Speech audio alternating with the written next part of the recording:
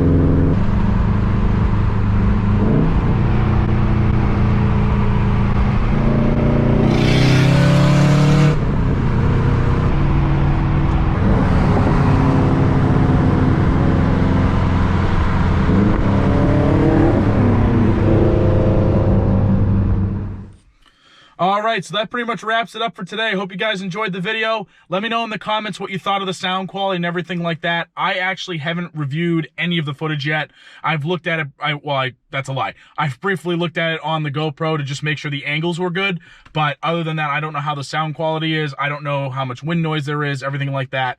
So let me know what you guys think of it. Let me know if you think there's any improvements and where they might be able to be made. And basically, I'll catch you guys in the next video. I upload every Sunday, Tuesday, and Thursday. So stay tuned for those, and I'll see you in the next one. Well, can't do the right hand because it's over here, so scooch out. See ya.